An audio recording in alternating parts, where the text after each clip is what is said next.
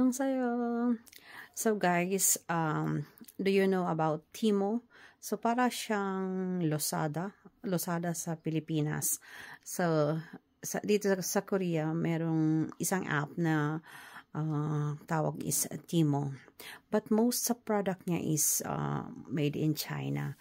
So it's like yung mag-spin ka ng wheel and then magkakaroon ka ng mga items na free. Yeah. Meron ka lang bibili na isang item and then most of the items are free. So yun nga, trinay ko siya. It's worth like 50,000 won. I don't know how much is that in, I think it's 50,000, $50 I think. So at dumating na siya. So mag-unpacking tayo.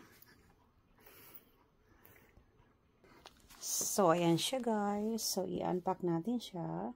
Wait. So, let's start unpacking. Marami siya. As in, I think, siya, 8 items. I don't know kung yung 8 items is nandito lahat. So, first one. So, we have this bag. So, maganda siya. Marami siyang pockets.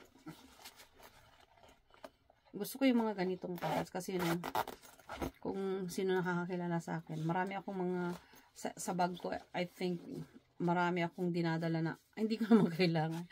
So, this one has a lot of pockets. So, I like it. So, this is for $0.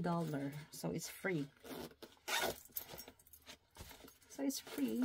I like it. Next is, parang panglagay sa belt. Pantangay daw ng mga bell. I think andito lahat yung 8. Parang andito na siya.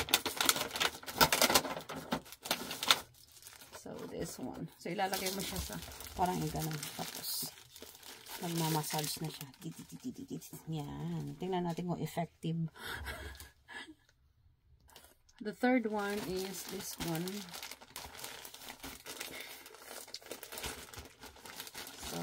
What's this? Oh, it's also a bag.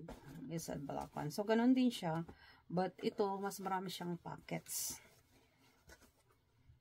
So, alam mo naman ako, I like pockets. So, it's like a bag. So, next. Ano kaya ito? Too much. So, worth lang siya $50 worth of items.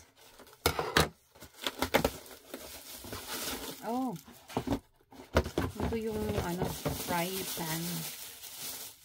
Magugustuhan to ng aking anak kasi fry pan.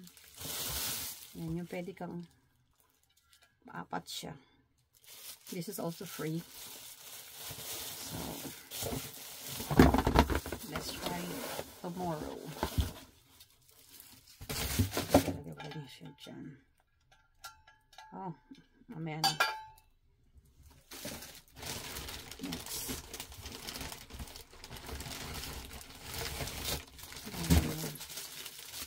This one. Oh, maganda to. Okay, just a minute.